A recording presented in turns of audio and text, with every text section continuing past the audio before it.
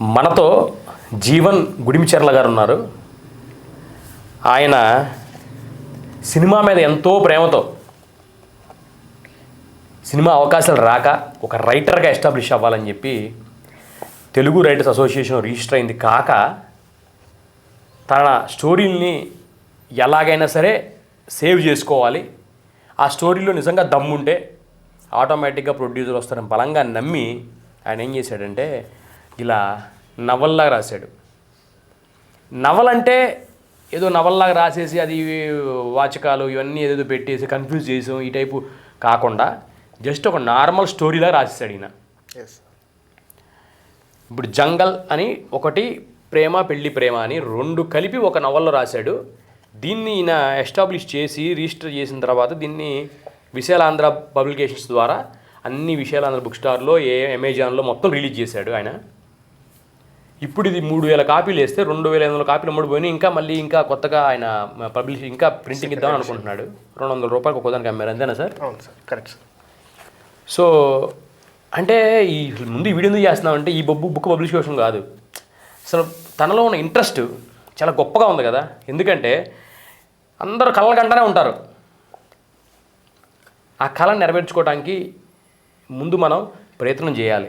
యుద్ధం చేస్తేనే యుద్ధం గెలుస్తాం. యుద్ధ భూమిలోకి వెళ్ళకుండా యుద్ధం గెలవాలని గెలవలేం. సో ఆయన యుద్ధ భూమిలోకి వచ్చాడు. సార్ చెప్పండి, జంగల్ అనే ఒక కాన్సెప్ట్ ఉంది సార్, చాలామందికి ఈ వర్డ్ అర్థం కాకపోవచ్చు. అవును సార్, యాక్చువల్లీ ఇది జంగాల్ అనేది ఒక నిజమైన కమ్యూనిటీ సార్. ఇప్పుడు ఎగ్జిస్టింగ్ కమ్యూనిటీ ఇది. ఓకే. ఆ తెగ వాళ్ళ ఏంటంటే బేసిక్గా వాళ్ళది భిక్షగాలు అన్నట్టు. అవును. సో వాళ్ళు ఇప్పుడు నేను ఈ సబ్జెక్ట్ జంగాల్ అనేది చూస్ చేసుకోవడానికి కారణం ఏంటంటే మా ప్రాంతంలో నేను చూసిన మా ఏరియాలో వీళ్ళు బిచ్చగాళ్ళ స్థాయి నుంచి చాలా అత్యున్నతమైన స్థానానికి ఎదిగారు. ఎంతవరకు ఎదిగారు అంటే 2 కోట్లు పెట్టి అనంతపురం టౌన్లో విల్లాస్ కొనే స్థాయికి ఎదిగారు. Super super. సో నాకు అంటే వీళ్ళ లైఫ్ స్టైల్ నేను తెలుసుకున్నప్పుడు వీళ్ళది చాలా అసలు అంటే ఎవరికి అంటే ఎవరన్నా ఇలా ఉంటారా అని కూడా మనం ఎక్స్పెక్ట్ చేయని విధంగా వీళ్ళ జీవనశైలి ఉంది. సో నాకు ఇది కొంచెం వింతగా అద్భుతంగా అనిపించింది. అంటే వీళ్ళు భిక్షాటన ద్వారా తెచ్చుకున్న డబ్బుని వాళ్ళు అందరు కలిసి కొంచెం కొంచెం డబ్బుని వాళ్ళు పోగు చేసుకొని దాని ద్వారా రియల్ ఎస్టేట్లో స్థలాలు కొని, అంటే మనం డబ్బునోళ్ళే కొనాలనేది ఇక్కడ పాయింట్ కాదు. వాళ్ళ దగ్గర ఉన్న కొంత సొమ్ముని 30 మంది 100 మంది కలిసి ఒక ఎకరాలు కొని దాన్ని తిరిగి లాభానికి అమ్మడము. వాళ్ళు ఎప్పుడో ఒక 20 ఏళ్ళ క్రితం స్టార్ట్ చేసిన ఇది. అప్పుడు మీకు తెలిసిందే, 20 ఏళ్ళ క్రితం స్థలాలు కొన్నారు ఎకరాలు అంటే ఈరోజు వాళ్ళే కొట్టేసారు. అలా వీళ్ళు ఏంటంటే వీళ్ళ సక్సెస్కి రియల్ ఎస్టేట్ కారణమైంది సార్. సో దీన్ని నేను బేసిక్గా నేను కూడా రియల్ ఎస్టేటే చేస్తాను. సో నాకు ఇది బాగా టచ్ అయిందనమాట. ఇంత లో స్థాయిలో ఉండి ఇప్పుడు మా నాన్న బ్యాంక్ మేనేజర్ అనమాట, మా అమ్మ టీచర్ అనమాట. కానీ మనం కూడా ఇంత ఎత్తుకు ఎదలేదు, వీళ్ళు ఎలా ఎదిగారు, అసలు చదువు రాదు ఏమి రాదు అని నాకు దాన్ని చాలా హిట్ అయిందనమాట అది. సో దాన్ని బేస్ చేసుకొని ఈ కమ్యూనిటీ వాళ్ళు ఎలా వస్తారు పైకి అనేది కొంచెమే చూపిస్తూ వాళ్ళ గురించి ఇంట్రొడక్షన్ ఇస్తూ కంప్లీట్గా ఇందులో ఉన్న పాత్రలన్నీ ఫిక్షన్ యాడ్ చేశారు. అంతా ఫిక్షనల్. మనకు స్టోరీకి సినిమాకి కావాల్సిన ఎమోషను, డ్రామా, యాక్షను, ట్విస్ట్లు ఇంకా అవన్నీ నేను కలిపి దీన్ని ఫిక్షనల్ సినిమాగా సోషల్ పొలిటికల్ ఫ్యామిలీ డ్రామా ఇది. Okay, super super. అంటే ఇంకా వాళ్ళ కులం గురించి ఎక్కువ కాకుండా అంత చిన్న స్థాయిలోంచి ఎదుగుతూ వచ్చి ఎలా వాళ్ళు సక్సెస్ అయ్యారు అనేది ఒక వీళ్ళ గురించి టోటల్గా నేను చెప్తే మాది ఒక డాక్యుమెంట్ అవుతుంది, లేకుంటే ఏదో ఇంకా వాళ్ళ గురించి ప్రమోషన్ చేసినట్టు ఉంటుంది అన్నట్టు అట్లని కాదు. కానీ నేను సినిమాని దృష్టిలో పెట్టుకొని సినిమాకి కావాల్సిన ఎమోషన్ని ఫిక్షనల్ క్యారెక్టర్స్ ద్వారా పండించాను. అది నా రియల్ ఎస్టేట్ బాగా సంపాదిస్తున్నారు, బుక్స్ అమ్మి కూడా మీరు బాగానే సంపాదించినట్టున్నారు. మరి అసలు ఎందుకు మీకు సినిమా అంటే అంత ఇష్టం? అంటే ఇష్టము అంటే మీరు ఫస్ట్ అన్నట్టు నేనేమో పెద్దగా గొప్పగా ఏం సంపాదించలేదండి, అది పక్కన బండి నడుస్తుంది, ఇట్స్ ఓకే. బట్ కాకపోతే దీంట్లో ఎందుకు వచ్చారు అంటే చిన్నప్పటి నుంచి నాకు స్టోరీ రైటింగ్ అనేది అంటే కథలు చెప్పాలనేది చాలా ఇంట్రెస్ట్. క్రియేటివ్ మైండ్ అనేది నాది చాలా బేసిక్గా నాకు ఎప్పటి నుంచో ఉంది. నేను ఒక ఆర్టిస్ట్ని, ఒక క్రియేటివ్ పర్సన్ అనేది నాకు చిన్నప్పటి నుంచి ఉంది. కానీ ఇంకా మీకు తెలిసిందే కదా, మనం డిగ్రీ చదవాలా, జాబ్ చేసుకోవాలా, పెళ్లి చేసుకోవాలా, పిల్లల్ని కనాలా, సెటిల్డ్ ఉండాలా, ఇట్లా ప్రయోగాలు చేయొద్దన్న ఫ్యామిలీలో నేను కూడా వచ్చినాను. కానీ మాకు లిబర్టీ అయితే ఉంది, మా ఇంట్లో లిబర్టీ ఉంది. కానీ మనకు సోర్సెస్ దారులు కూడా అంతగా తెలియదు, ఒకవేళ వాళ్ళు లిబర్టీ ఇచ్చి చేసుకోమన్నా. సో కొంచెం నాకు ఇప్పుడు ఇవన్నీ పెళ్లి చేసుకొని మనము మంచి బిజినెస్లు కూడా ఎన్నో చేశాను నేను. సో కొంచెము ఇప్పుడు నేనేం తప్పటడుగు వేయలేను అంత ఈజీగా అని ఒక కాన్ఫిడెన్స్ వచ్చినాక నేను డైరెక్షను లేకుంటే ప్రొడక్షను లేకుంటే ఇంకా పెద్ద పెద్ద డివిజన్స్ మనం ఎంచుకుంటే 24 క్రాఫ్ట్స్లో అవి చాలా కష్టం ముందుకు పోవడము. ఇది నా పని, ఇంట్లో కూర్చొనైనా రాయొచ్చు, నా ప్రమేయం చాలు, వేరే వాళ్ళతో ఎక్కువ లింకప్ అయ్యి వాళ్ళని ఆధారపడిందంటూ ఏమీ ఉండదు. సో ఇంట్లో కూర్చొనైనా నా క్రియేటివ్నెస్ అందరినీ ఒకటి బయటికి తేవాలి ఎలాగైనా కానీ కొంచెం సీరియస్గా తీసుకొని స్టార్ట్ చేశాను సార్. సినిమా అనేది వ్యసనం అంటాను నేను చాలాసార్లు. అయితే సినిమా గొప్ప వ్యసనం. జనరల్గా స్మగ్లింగు, గంజాయిలు వీటి వల్ల జనం చచ్చిపోతారు, వేరే వాళ్ళు నాశనం చేస్తాం, బెట్టింగ్ల వల్ల వేరే వాళ్ళు పాడైపోతారు. కానీ సినిమా వల్ల చాలామంది వాళ్ళని వాళ్ళు నాశనం చేసుకుంటారు. హెల్త్ పరంగా కాదు, ఫైనాన్షియల్గా సంపాదించిన వయసులో సంపాదించకుండా. కానీ ఇది ఒక ఎడిక్షను. అయితే మనకి జీవన గోర ద్వారా ఒకటి తెలుసుకునేది ఏంటంటే ఆయన రియల్ ఎస్టేట్ చేసుకుంటానే, ఆ బుక్స్ అమ్ముకుంటానే ఆయన కోరికను తీర్చుకుంటున్నాడు. అంటే ఏదో పని చేసుకుంటున్నాడు. కరెక్ట్. సినిమా పడిపోయి అన్నీ వదిలేసేసి డబ్బులేం సంపాదించుకున్న ఫ్యామిలీని ఇబ్బంది పెట్టి అట్లా కాకుండా ప్యాషన్ని నెరవేర్చుకుంటానే. అండ్ ఇది ఒక రోల్ మోడల్ మనకి. ఎందుకంటే సినిమాని వదులుకుంటే ప్రాణమైనట్టు ఉంటుంది చాలామందికి. వదులుకోకుండా దాంట్లోనే ఉంటానే ఆయన పని ఆయన చేసుకుంటా, రెండు పరంగా బ్యాలెన్స్ చేసుకుంటున్నాడు. రేపు సినిమా హిట్ వచ్చిన రోజు ఆయన ఇంకా ఇదే చేసుకుంటాడు, ఇన్కమ్ స్టార్ట్ అయినప్పుడు. దాంతోపాటు స్టోరీలకి చాలా డిమాండ్ ఉంది ఇండస్ట్రీలో. ఓన్లీ తెలుగు ఇండస్ట్రీలో 350 సినిమాలు వస్తున్నాయి, మీకు తెలుసు కదండి. దాంట్లో 320 సినిమాలు ఫ్లాప్ అవుతాయి, లేదా 330 సినిమాలు ఫ్లాప్ అవుతున్నాయి. ఎందుకంటే మెయిన్ స్టోరీ బాగోపోవడం వల్లే. చిన్న చిన్న స్టోరీలు తీసి మలయాళం వాళ్ళు ఎంత బాగా తీస్తున్నారో, ఆ ₹1 కోటి 2 కోట్లలో కూడా. కానీ మనోళ్ళు 20 కోట్లు 30 కోట్లు 100 కోట్లు ఖర్చు పెట్టి కూడా ఫ్లాపులు కొడుతున్నారు. ఎందుకంటే స్టోరీ బాగోపోవడం వల్లే. ఇక్కడ బాగుంటే ప్రపంచం అంతా చెప్పుకుంటుంది. హ్యారీ పాటర్ లాంటి సినిమా కూడా నవల ద్వారా వచ్చి ఎంత పెద్ద ఇంపాక్ట్ క్రియేట్ చేసిందో మనం చెప్పుకోవచ్చు. అసలు మీరు ఎట్లా నమ్ముతారో, కన్స్ట్రక్షన్కి ఫౌండేషన్ ఎలాగో అంతే ఈ సినిమాకి నేను కూడా ఈ స్టోరీ ఫౌండేషన్ లాగా భావిస్తాను సార్. మీరు చెప్పింది అక్షరాల నేను ఏకీభవిస్తాను. మీరు పెట్టిన గొప్ప కార్యం సార్ ఇది. యాక్చువల్గా డైరెక్టర్స్ గ్యారేజ్ అని మీరు పెట్టడం, నేను మిమ్మల్ని కలవడము, అంటే మీరు వెంటనే నన్ను చాలా పాజిటివ్గా రెస్పాండ్ అయ్యి, నన్ను ఫస్ట్ టైం కలిశాను, మీరు ఇలా నాతో ఇంటర్వ్యూ తీసుకొని నన్ను చాలా పాజిటివ్గా ఇలా. లేదండి, నేను మీకు నాకు కొంచెం ఇంట్లో ఫ్యామిలీకి వెళ్తూ బాగోక నేను లేట్కి కలిసే కానీ మిమ్మల్ని, లేదంటే ఫస్ట్ మీరు ఫోన్ చేయగానే కలిసేవాడిని సార్. చాలా గొప్ప, అంటే చాలా బాధపడ్డా మిమ్మల్ని. మీరు ఏం చెప్పదలుచుకున్నారంటే సినిమాలు అంటేనే ఫస్ట్ మెయిన్గా మీరు స్టోరీని బాగా పకడ్బందీగా రాండి 100% మీరు చెప్తున్నారు. అది నాకు చాలా బాగా నచ్చింది. బాగుంటే కెమెరామెన్ సెంతల్ని పెట్టుకోవచ్చు, ఎడిటింగ్ నవీన్ నూరిని పెట్టుకోవచ్చు, లైటింగ్కి ఇంకా వేరే పెద్ద పెద్దవాళ్ళని పెట్టుకోవచ్చు, అది 20 సినిమాలు చేసిన కూడా ఎడిటర్ని పెట్టుకోవచ్చు, సీళ్ళలో హీరోయిన్ పెట్టుకోవచ్చు, రవితేజ గారిని హీరోగా పెట్టుకోవచ్చు, ఇవన్నీ పెట్టుకుని చేసుకోవచ్చు. ఐమాక్స్ కెమెరా వాడచ్చు. Correct sir. ఓకేనా? ఇది లేదనుకో అవన్నీ ఏం చేసినా కూడా ఆడవు. సో ఇది మెయిన్ అని నేను నా ప్రతి వీడియోలో కూడా చెప్తుంటాను. ఇది మెయిన్ వర్క్ చేయండి. రామాయణం మహాభారతం విన్నప్పుడు ఎంత కమనీయంగా ఉండిద్ది, ట్విస్టులు ఎలా ఉంటాయి, ఫ్యామిలీ ఎలా ఉండిద్ది, దాంట్లో ఫ్యామిలీ బాండింగ్స్ ఎలా ఉంటాయి, అన్నదమ్ముల మధ్య గొడవలు ఎలా ఉంటాయి, అక్క తోడికోడళ్ళ మధ్య గొడవలు ఎలా ఉంటాయి. ఈ 2 నవల్లో ఒక దాంట్లో ఎందుకే ఇచ్చారండి? అంటే కన్ఫ్యూజ్ అవుతారా ఆడియన్, ఎట్లా పరిస్థితి? ఏం లేదు సార్, యాక్చువల్గా చిన్నగా ఉన్నాయని ఫీల్ అయినాను. స్టోరీస్ ఒకటి 64 పేజెస్, ఒకటి 100 పేజెస్ ఉంది. సో ఇంకా సపరేట్గా వెళ్ళడం ఎందుకు, అది కాక ఫస్ట్ టైం కదా, కొంచెం సేఫ్టీ చూసుకున్నాను సార్. ఒకటి నచ్చకపోయినా ఇంకోటి నచ్చుతుంది అని ఆ భావనతో 2 వేద్దాంలేని వేసేసాను సార్. చిన్నగా ఉందంటే మళ్ళీ మరి సినిమాకి కావాల్సిన కానీ మొత్తం కవర్ అయింది అట్లే. అసలు అంటే చిన్నగా ఉంది అంటే పేపర్ వైజ్ చిన్నగా ఉంది, సినిమా వైజ్ తీస్తే పెద్దదే కానీ చిన్న. అదే సీన్ల మధ్యలో ఇంకా అటాచ్ సీన్లు చేసుకుంటా రావచ్చు. ఏంటంటే నేను ఎక్కువ స్ట్రైట్ ఫార్వర్డ్ స్టోరీ చెప్పాను సార్. జంగాల్ విషయంలో మీరు చూస్తే స్ట్రైట్ టు ద ఫార్వర్డ్ చెప్పేశాను స్టోరీ. ఎక్కువ లెంత్ సాగబీకడం అటువంటిది ఏది లేదు. ఇంకా చాలామంది నాకు ఫీడ్బ్యాక్ ఏమి ఇచ్చారంటే చాలా ఫాస్ట్ ట్రాక్లో చెప్పేశారు సార్, చెప్పాల్సింది ఇంకా దీన్ని చాలా లెంత్ చేసిండొచ్చు అన్నారు. బట్ నా స్టైల్ నాకు అది పెద్దగా ఇష్టం ఉండదు. మధ్యలో పాటలు ఫైట్లు, జనరల్గా సినిమాలో పాటలు కాబట్టి అసలు ఇంకా స్టోరీయే కదా ఇది. అవును సార్. సార్ ప్రేమ పెళ్ళి దీని చెప్పండి. ప్రేమ వచ్చేసి కంప్లీట్గా out and out love story sir. ఇప్పుడు మన ప్రజెంట్ జనరేషన్లో జరుగుతున్న ఒక చిన్న సబ్జెక్ట్ని నేను తీసుకున్నాను. అంటే అది ఎలా చెప్పాలి అంటే, ఇప్పుడు మన ఫేస్బుక్లు ఇన్స్టాగ్రామ్స్ ఉన్నాయి కదా, మన ఎక్స్ గర్ల్ ఫ్రెండ్ అందులో అవైలబిలిటీ ఉంటుంది కదా అని దాంట్లో తిరిగి మనం పోయి వాళ్ళను ఏదో విధంగా పలకరించడము, అలాంటి సబ్జెక్ట్ తీసుకొని, సో అలా వాళ్ళు ఒకవేళ ఫేస్బుక్ ద్వారా అలా పరిచయమై మాట్లాడితే ఎటువంటి సంఘటనలు, ఎటువంటి విషాదమైన సంఘటనలు జరుగుతాయో నేను దీంట్లో చూపించాను. అంటే మీరు అది సోషల్గా తీసుకుంటున్నారు సబ్జెక్ట్, మరి దాంట్లో మన తెలుగు ఆడియన్స్ ఏమో హీరోకి ఇష్టపడతారు. ఇప్పుడు చిరంజీవి రావాలి, ఫస్ట్ ఫైట్ చేయాలి, తర్వాత డ్యాన్స్ చేయాలి, ఆయన ఈ టైప్లో హీరోయిజం మీద వెళ్తుందా, లేదంటే ఓన్లీ మీకు అంతగా నవల్లాగా socio message oriented hero character heroine out and out heroic గానే ఉంటుంది. ఇప్పుడు మీరు ఇది జంగాల్ కానీ ప్రేమ పెళ్లి ప్రేమ కానీ చూసినారంటే మనకు ఫస్ట్ ప్రేమ పెళ్లి ప్రేమ ఇప్పుడు మీకు లవ్ స్టోరీ ఏదో చెప్పాను కదా మోరల్గా, కానీ మీరు ఫస్ట్ 5 పేజీలు చదివితే అలా ఉండదు.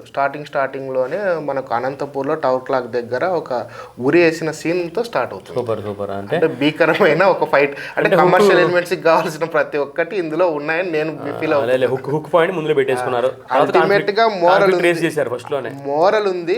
బట్ నేను జాగ్రత్తగా ఏం చేశానంటే ఎక్కువ మోరల్ ఎక్కువ నీతి చెప్తే అవి ఎక్కవు, మన వాళ్ళకి మదర్ సెంటిమెంట్ కానీ లేకుంటే ఇదేంది కమర్షియల్ ఎలిమెంట్ ఫైట్స్ ఎమోషన్స్ కంప్లీట్గా అన్నీ ఉన్నాయని నేను ఫీల్ అవుతున్నాను. సినిమాకి కావాల్సిన ప్రతి ఒక్కటి ఉన్నాయని నేను ఫీల్ అవుతున్నాను సార్. సూపర్. సో ఇది 2 మంచి కాన్సెప్ట్లు అండి, 2 మంచి కాన్సెప్ట్లు. కానీ ఇది ఏమైనా జంగల్ అనేది ఏమైనా బిచ్చిగాడికి సంబంధించి ఏమన్నా దీంట్లో మీరు దాని నుంచి ఏమన్నా ప్రలోభ పొందారా, లేదంటే దీనికి సంబంధం లేదా? అంటే నేను చెప్పాను కదా, నాకు ఇది ఒక ట్రూ కమ్యూనిటీ, వాళ్ళని దగ్గర నుంచి చూశాను మా ప్రాంతంలో. సో వాళ్ళ నుంచి ఇన్స్పైర్ అయ్యి నాకు గొప్పగా అనిపించి వాళ్ళ లైఫ్ స్టైల్ కానీ వాళ్ళ ఎదుగుదల కానీ నాకు ఎందుకు అద్భుతంగా అనిపించింది. దీన్ని సినిమాగా వీళ్ళని బేస్ చేసుకొని ఒక ఫిక్షనల్ పాత్రలు చేస్తే బాగుంటుంది అని ఫీల్ అయ్యి చేసింది. కంప్లీట్గా అవుట్ అండ్ అవుట్ దీంట్లో హీరో బిచ్చగాడే తను అంచెలంచెలుగా ఎలా ఎదుగుతాడు అంటే నాకు తెలిసి జంగల్ అంటే వీళ్ళు బిచ్చం అంటే ఎక్కువ వీళ్ళు ఆ సినిమాలలాగా అడుక్కోరు అనుకుంటా, వీళ్ళు రోడ్ నెంబర్ పేపర్లు ఏరుకోవటం ఇట్లా చేస్తారా, లేదంటే ఇప్పుడు కంప్లీట్గా వాళ్ళు కూడా మోర్ సివిలైజ్డ్ అయ్యారు సార్. ఇప్పుడు వాళ్ళు జనరల్గా అంత పాత రోజులు వాళ్ళు ఏం చేసేవాడు అంటే రోడ్డు మనిషిని అడుక్కుంటారా వెళ్ళి వీళ్ళు, లేదంటే వీధికి వెళ్ళి డబ్బాలు ఏరుకుంటా వెళ్ళి వేసుకుంటా ఉంటారా? వీధికి వెళ్ళి ఇంటి దగ్గర బిచ్చాటం చేసేవాళ్ళని నేను వీళ్ళ ద్వారా కొన్ని మంత్రాలు తంత్రాలు వచ్చి వాళ్ళు ఆ టైప్ వాళ్ళు ఒకళ్ళైనా వాళ్ళు వేరే మళ్ళీ లేదు సార్. మంత్రాలు గింత్రాలు అయితే మీకు ఈ కోట్ లాగేసుకొని అమ్మ కొండదేవర వస్తుంది, మీకు మీ గురించి ఆలోచిస్తుంది, మీరు ఇది పెట్టండి 2 రూపాయలు ఇస్తే మీకు అలా సోది చెప్పేదైతే నా వీళ్ళు కాదు, అయితే వీళ్ళు కాదని నేను అనుకుంటున్నాను. జస్ట్ వెళ్తారు, అడుక్కుంటారు, తెచ్చుకుంటారు, అంతే. ఇంకోటి ఏంటంటే వీళ్ళ గురించి మోర్ లోతుగా వెళ్ళి వీళ్ళ గురించి ఒక రీసెర్చ్ చేసి చెప్పిన స్టోరీ కూడా కాదు ఇది.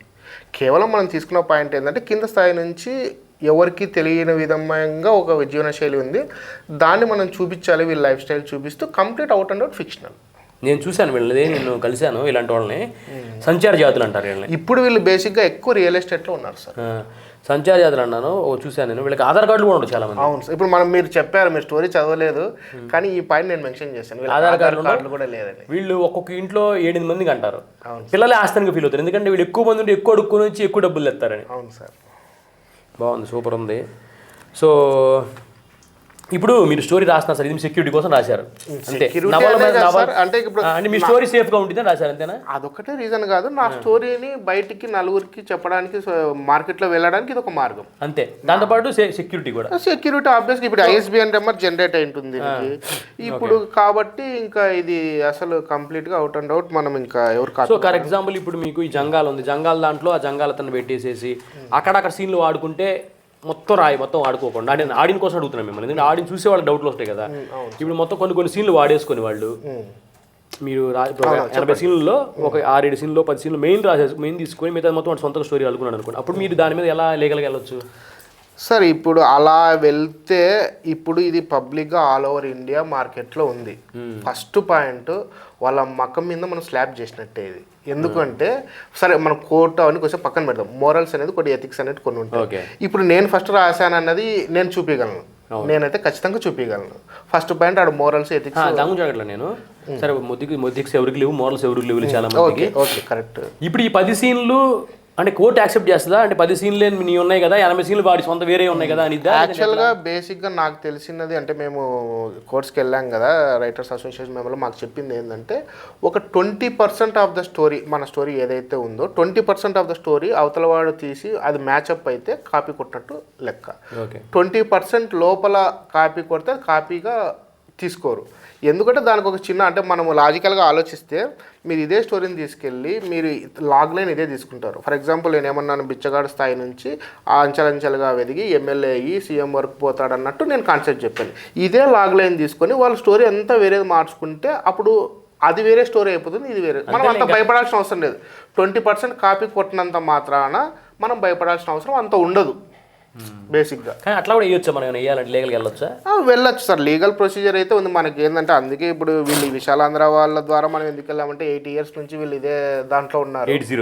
8 years నుంచి వీళ్ళు పబ్లికేషన్స్లో ఉన్నారు. ఇప్పుడు మీరు ఏది కాపీ కొట్టినా ఇందులో వీళ్ళు కూడా మనకు ఖచ్చితంగా చర్యలు తీసుకుంటారు.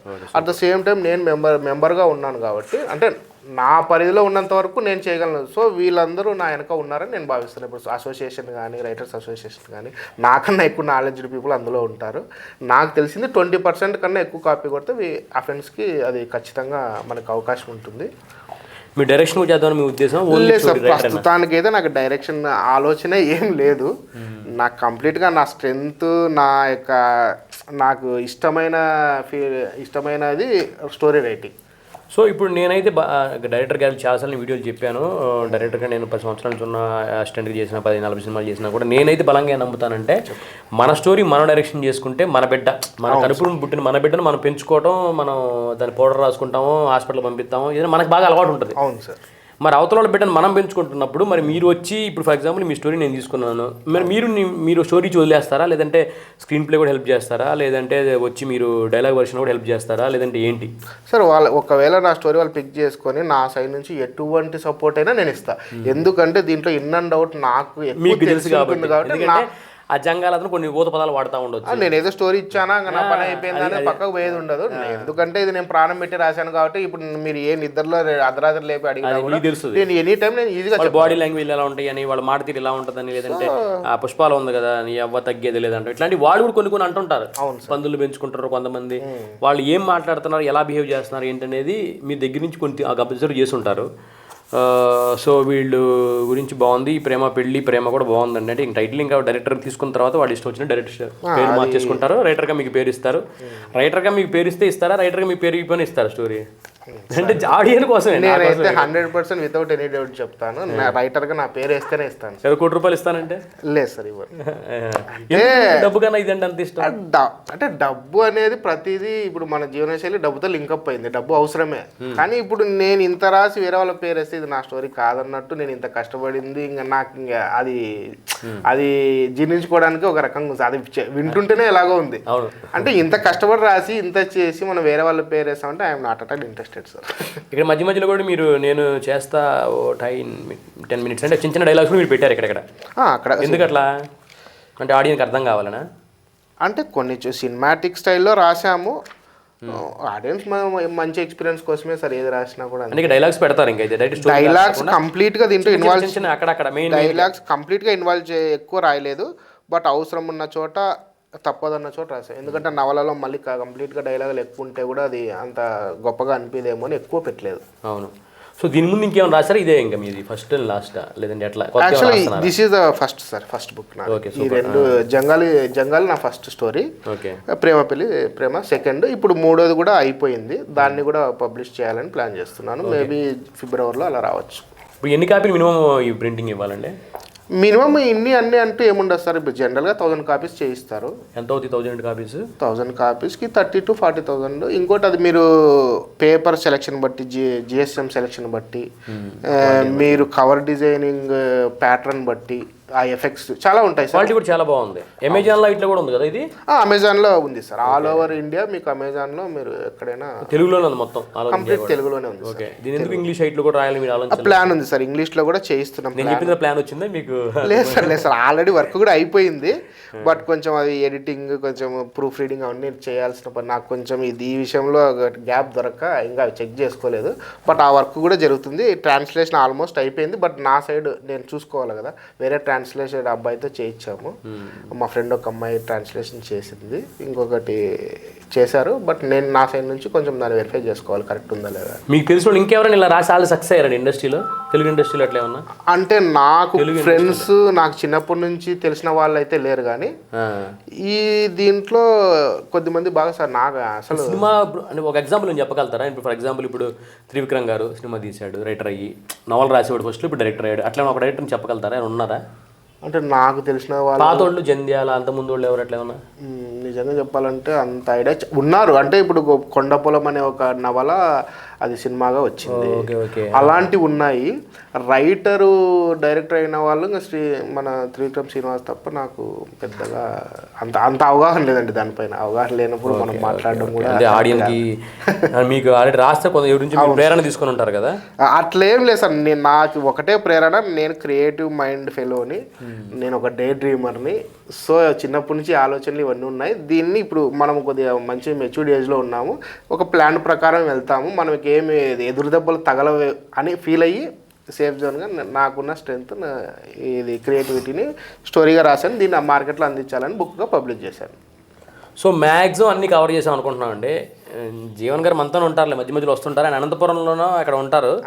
నేను అడుగుతున్నాను సార్ అక్కడ ఎందుకంటే ఇక్కడ హైదరాబాద్లో ఉంటే మనం ఏదో స్టోరీలు రాసుకుంటా రిలీజ్ చేసుకుంటా మనం ఏదో ఇట్లా ఈ పనిలో ఉంటే మీకు అవకాశాలు త్వరగా వచ్చే అవకాశం ఉంటుంది కదా అంటే, మరి అక్కడ ఆయనకి ఫ్యామిలీ అవ్వచ్చు, బిజినెస్ అవ్వచ్చు, అన్నీ ఉన్నాయి. మెల్లిమెల్లిగా ఆయన మారే అవకాశం ఉంది. ఎందుకంటే టాలెంటెడ్ పీపుల్ని మనం తీసుకొచ్చి కృష్ణానగర్లో 40 ఏళ్ల నుంచి కూడా సినిమాకి డైరెక్షన్ కోసం రాజమౌళి గారు లాంటి కూడా తిరుగుతూనే ఉండుంటారు. కానీ వాళ్ళకి అవకాశాలు రాక, ప్లాట్ఫామ్ లేక, ఇంటర్వ్యూలు చెప్పేవాళ్ళు లేక, వాళ్ళని ముందుకు తీసుకెళ్ళలేక, వాళ్ళ మొహం కూడా ఎవరికి తెలియక వాళ్ళు మరుగున పడిపోతూ ఉండొచ్చు. సో వాటిలో భాగంగానే డైరెక్టర్ గ్యారేజ్ మనం పెట్టాము. మనలో నాకు డైరెక్షన్ వచ్చినా రాపోయినా పర్లా, కానీ నాకన్నా మంచోడు ఉంటే వాడి రావాలని నేను కోరుకుంటాను. ఎందుకంటే తెలుగు సినిమా ఇండస్ట్రీ బాగుండాలి, ప్రొడ్యూసర్లు బాగుండాలి, నెలకి సంవత్సరానికి 300 సినిమాలు హిట్ అవ్వాలి. హిట్ అయినప్పుడు ఇండస్ట్రీలో 1,00,000 మంది దీని మీద బతికే వాళ్ళందరూ బాగా బతుకుతారు. Cinema entertainment. ఎందుకంటే ఇవాళ రోజున మీకు చాలాసార్లు చెప్పాను, అమెజాన్లో ఇప్పుడు మా బ్రదర్ వాళ్ళ ఇంటికి వెళ్తే అమెజాన్ ఆయనకి 10 ఓటీటీలు ప్లాట్ఫామ్ అన్నింటిలో ఆయన అకౌంట్లు ఉన్నాయి.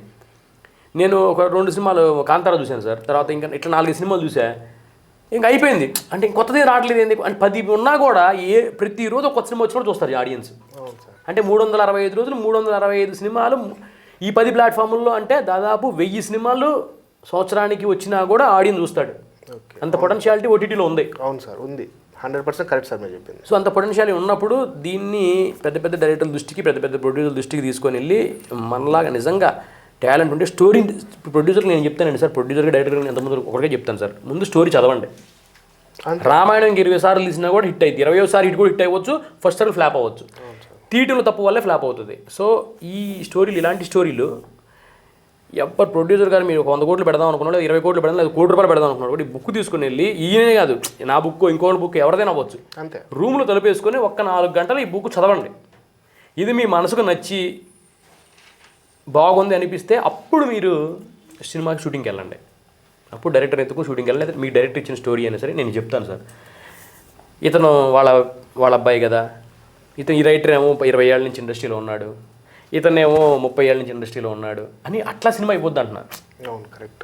ఇది లేకపోతే వాడు 100 ఏళ్ళ నుంచి సినిమా ఇండస్ట్రీలో ఉన్నా వేస్టే. కంటెంట్ బాగుంటేనే ఏదైనా కానీ అంతే, మినిమం మనం ఓటీటీగా నమ్ముకోవచ్చు, మన డబ్బులు మనకు వస్తాయి. మీరు చెప్పింది 100% కరెక్ట్ సార్. నేను మిమ్మల్ని ఖచ్చితంగా ఎక్కువ మనం దీన్ని నమ్మాలి ఫస్ట్. దీన్ని నమ్మితేనే బుక్ చదివినాడో ఏ సైడ్ తప్ప పలుకుబడి డబ్బు ఉపయోగించినాడో ఏ సవలా. సేమ్లో కూడా బుక్ అంటే స్టోరీ బాగుంటేనే అవుతుంది. జీవన్ గారు థ్యాంక్ యూ అండి, మీ వాల్యుబుల్ టైం మాకు. సార్ యాక్చువల్గా మీ గురించి కూడా నేను చెప్పాలి సార్. యాక్చువల్గా సారు నాకు జస్ట్ మీరేమో అనుకోవచ్చు ఎన్నేళ్ళ పరిచయమో, ఎంతకుముందు ఎన్నిసార్లు కలిసారో వీళ్ళని. జస్ట్ ఈ ఇంటర్వ్యూకి ఒక 10 నిమిషాల ముందు సార్ తెలుసు అంతే. అంటే సార్ ఇంత గొప్పగా నన్ను యాక్సెప్ట్ చేస్తాడు, ఇంత అపీలింగ్గా, ఇంత లవ్లీగా నన్ను రిసీవ్ చేసుకొని జస్ట్ వచ్చాను బుక్ ఇద్దాం సార్కి, ఇన్స్టాగ్రామ్లో చూశాను ఇట్లా డైరెక్టర్ ఏదో పెడుతుంటారు మంచి మంచి వీడియోస్ అని, క్యాజువల్గా బుక్ ఇచ్చి వెళ్దాము ఏం చెప్తారో ఒపీనియన్ వచ్చాను అంతే. వెంటనే పాజిటివ్గా తీసుకొని నన్ను అసలు వెంటనే ఇంటర్వ్యూ చేసి నన్ను ఇంతగా మాట్లాడించి నన్ను ఇంత మోటివేట్ చేసినందుకు సార్కి నేను నిజంగా హార్ట్ఫుల్గా, అంటే చాలామంది అంటుంటారు కదా ఎవరు ఈ సినిమా ఫీల్డ్లో ముందుకు పోతే ఎవరు మనల్ని పట్టించుకోరు దేకరు ఇవన్నీ వింటుంటారు కదా, బట్ హార్ట్ఫుల్గా ఒక అటెంప్ట్ చేస్తే సార్ లాంటి వాళ్ళు మనకి చాలామంది వస్తూ ఉంటారు, మనం ఖచ్చితంగా ముందుకు వెళ్తామని నాకు కూడా ఒక ఇన్స్పిరేషన్, నిజంగా మోటివేషన్గా అనిపించింది సార్.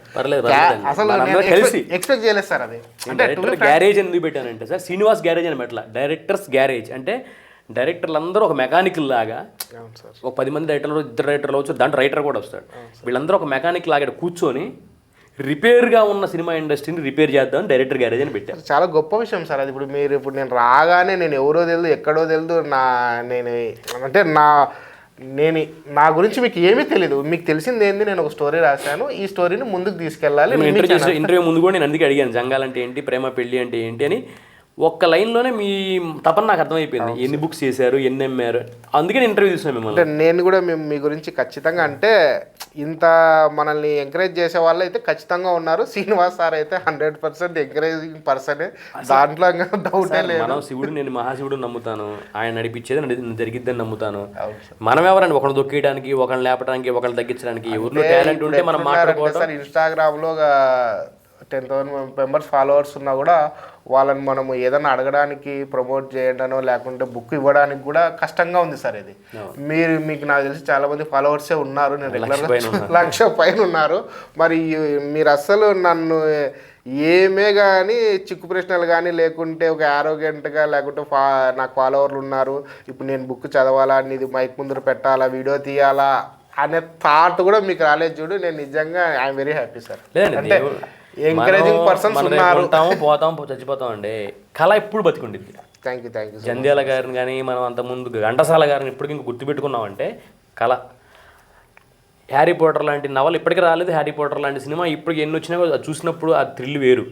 సో అది ఇదే అవ్వచ్చు కదా, అది ఇవే అవ్వచ్చు. నా ద్వారా అవ్వచ్చు, శివుడు నా ద్వారా పంపించాడు, లేదా ఇంకోళ్ళ ద్వారా పంపిస్తాడు, ఆయనకి ఇంకోళ్ళ ద్వారా అయినా సరే వచ్చినప్పుడు ఇండస్ట్రీ అంతా బాగుండి అందరికి ఉద్యోగాలు వచ్చి అంత ఎంటర్టైన్. నేను సార్ నాకు జీతం వచ్చినా, లేదా నాకు దబకన డబ్బులు వచ్చినా, లేదా పండగ వచ్చినా కూడా నేను సినిమాకే పోతాను. ఫస్ట్ ప్రిఫరెన్స్ నేను అదే నమ్ముతాను. 100లో 70 మంది అదే చేస్తారు, నేను నమ్ముతాను చిన్న 30 ఏళ్ళ నుంచి. సో అది ఇదే కదా, అందుకే నేను దీనికి ఎక్కువ ఇంపార్టెన్స్ ఇస్తాను. ఎందుకంటే మనం ఈ బిజీ వరల్డ్లో, ఈ కష్టాల్లో, ఈ కన్నీళ్ళల్లో ఒక 2 గంటలైనా వీళ్ళు ఆనందపడాలిగా. అది కూడా చిల్లపావు, మేము జీవితాంతం కష్టమే పడతాం అనుకుంటే అట్ట. అవును సార్, కరెక్ట్ సార్. అదే అండి. Thank you very much sir. Actual నేను నిజంగా మీరు ఇంత మంచిగా ఆదరిస్తాను అసలు నేను ఆదరించాను, మీ టాలెంట్ అది. అట్లా ఓకే సార్, అది టాలెంట్ ఉన్నా కూడా మనల్ని పిలిచి ఇలా ఇంటర్వ్యూ ఎవరు తీసుకోలేదు. మనం మీరు ఖాళీ ఉన్నప్పుడు వచ్చినప్పుడల్లా కూడా ఈ లోపల చదివినప్పుడు ఆ సీన్ గురించి, మీరు ఒక్కో సీన్ గురించి కూడా మనం తప్పకుండా సార్ మీరు ఎక్స్ప్లెయిన్ చేద్దరు. ఎనీ టైం ఎప్పుడు అడిగా నేను ఈ స్టోరీ గురించి ఎప్పుడైనా మాట్లాడడానికి రెడీ ఉంటాను సార్. ఓకే అండి, ఓకే అండి, ఆల్ ది బెస్ట్. ఖచ్చితంగా మీలాంటి వాళ్ళు ఇండస్ట్రీకి కావాలి. Thank you so much. మీలాంటి వాళ్ళు ఇన్స్పిరేషన్ అవ్వాలి చాలా మందికి. అంటే నిరుత్సాహపడిపోయి, నేను ఇప్పుడు మీకు కావాలి, మీ దాదాపు కృష్ణానగర్లో చూపిస్తాను, 200 మంది 300 మంది వాడు ఒక బ్యాగ్ తగిలించుకొని ఆ బ్యాగ్ మురికి పట్టిపోయి ఉంటుంది, చెప్పులు అరిగిపోయి ఉంటే పాపం తిరుగుతూనే ఉన్నాడు 10 ఏళ్ళ నుంచి 20 ఏళ్ళ నుంచి. అవును సార్.